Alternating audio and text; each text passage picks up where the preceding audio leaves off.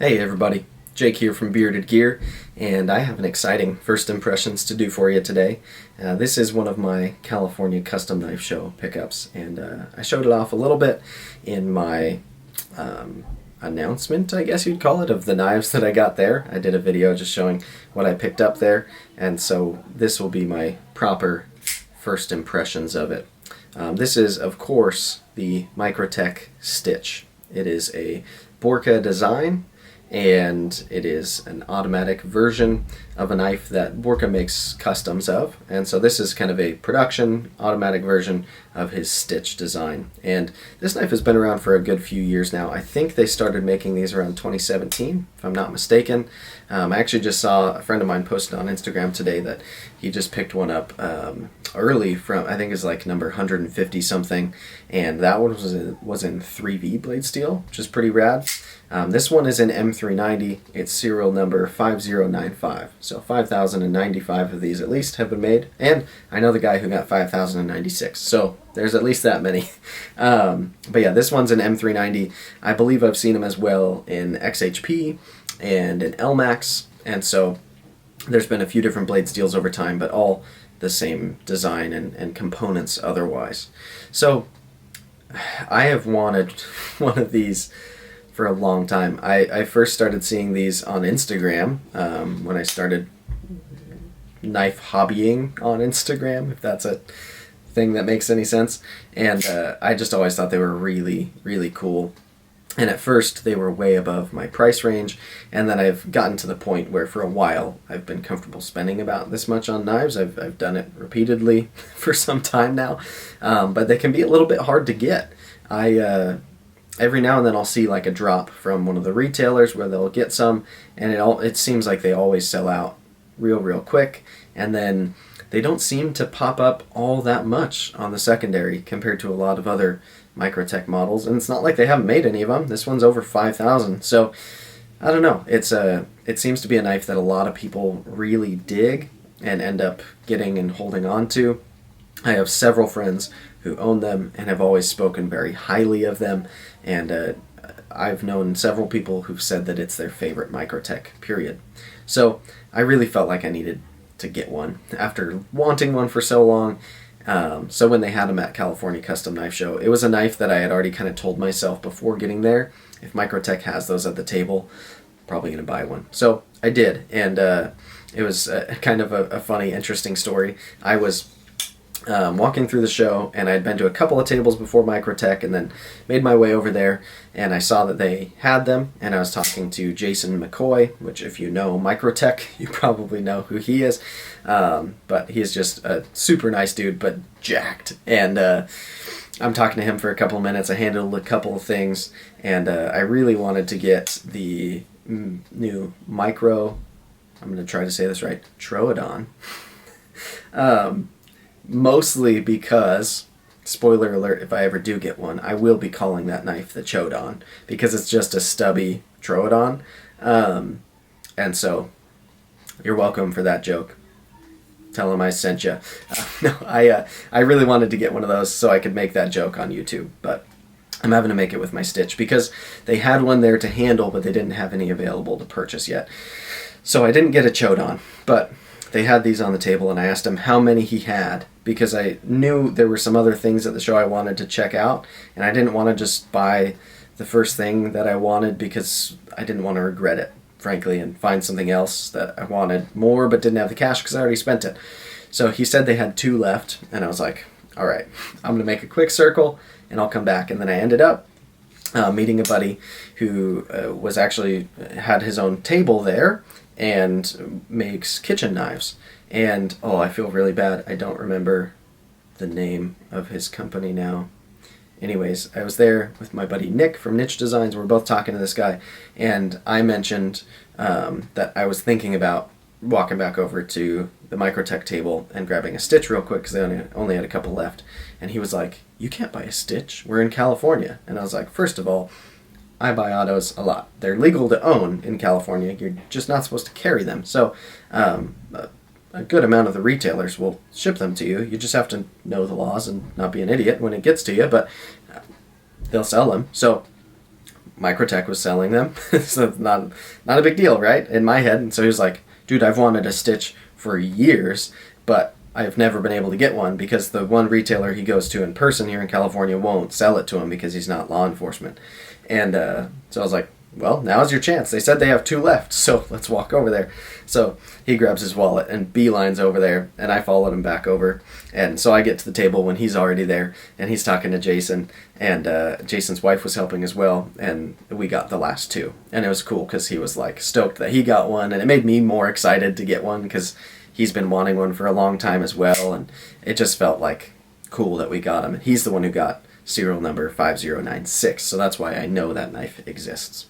Anyway, that's a long story that I'm sure made a lot of people mad that I told, because this is a video about this knife, and that's a story, that's not a knife. I don't care. So let's talk about the knife now. This thing is pretty scary looking to a lot of people. It is definitely tactically minded, in my opinion, as most Microtechs are. This knife feels like an excellent choice for self-defense. But I also have the Microtech Hawk Auto. This knife also looks real scary. This knife also seems pretty aggressive and like it was designed for tactical things. And it works for EDC stuff. I've used this knife for quite a bit of EDC stuff. I'm almost ready to do my full review on that. But it doesn't seem like it excels in it. It seems like it happens to be pretty good at it. This knife, on the other hand, feels to me like it's going to excel at doing some EDC tasks, specifically because it has this nice big forward finger choil up here, and then it's got this kind of harpoon grind with some actually pretty good jimping right here. And so I put the tip of my thumb right there, and then the kind of like knuckle rests on that jimping, and then I've got my finger up here, and I just get this really good sensation of control over this blade. And it's not an insane amount of cutting edge. This knife is big overall, but cutting edge is actually pretty conservative. And so because I've got the tip just right there, kind of in line with the point of my thumb, and I've got this nice control and excellent grip over this blade, it feels really good. And the amount of cutting I've done with it so far has been somewhat limited, but I've done some cutting with it. I carried it all day yesterday, around the house, of course, and I've processed cardboard, I've opened packages, I've done some of my normal stuff. Not a lot, but a little bit. And each time it was like, first of all, I was excited to use it, but second of all, it did really well. It's a nice blade profile. It's fairly thin behind the edge compared to a lot of like tactical knives. It's not an insane slicer, but it's good. And it just, I think that the biggest contributor to that, I think so far, is the amount of control that I feel over this blade in this grip. It just shines this way. And you can see I've got a lot of handle back here that I'm not using like that. So I can also choke way back, and then I'm extending my reach. And I don't know why my voice is going away today. Anyways, when I choke back, I've got more reach, and there's certainly some uses for this grip as well, but where I see myself using this knife almost all the time is going to be like this, and it just feels great in that way. It's a nice, thick stock of M390, and I don't have really any concerns that this blade is going to be weak or fragile, even out to the tip. It's a nice, kind of precise tip. I like the way this swedge is done, and it's definitely seems to be focused on penetration out of the tip there, but it's not overly thin to the point where I'm like worried about using it for pretty much anything I would use this knife for. It just seems really well thought out. Plus it looks so freaking cool. This thing just, anyone I show it to thinks that it looks awesome. Every time I'm carrying it, I feel awesome. Every time I'm playing with it, I just feel tough and cool. And Microtechs have a way about that. But this one, I don't know. I think my favorite Microtech model, if I'm being totally honest, is the Sigil. And you can watch my review on that to see all my reasons why I really like the Sigil. But this one, we'll see after I'm done with a week of it and ready to do my review.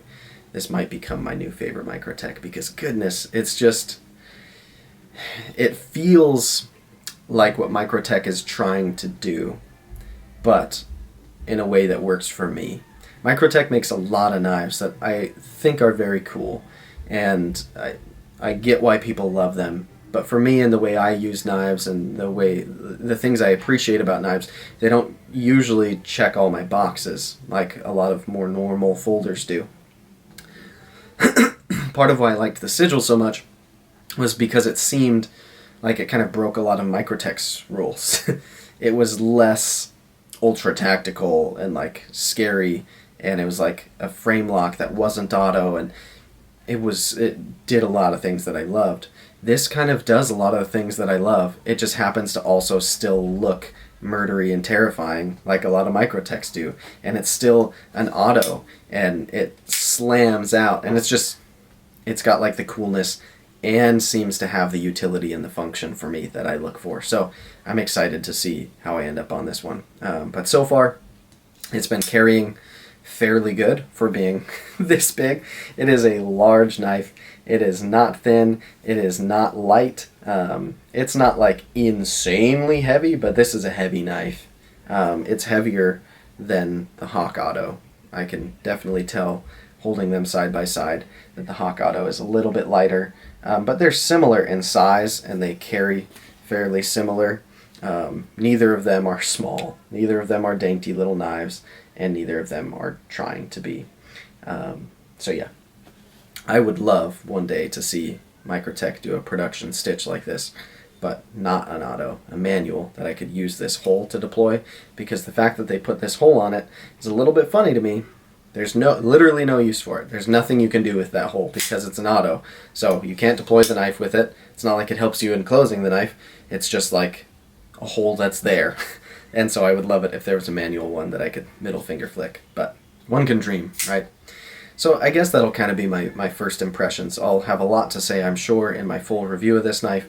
I'll also make a point to do a comparison between the two of these, since I've got them both right now, and I feel like they definitely deserve a comparison.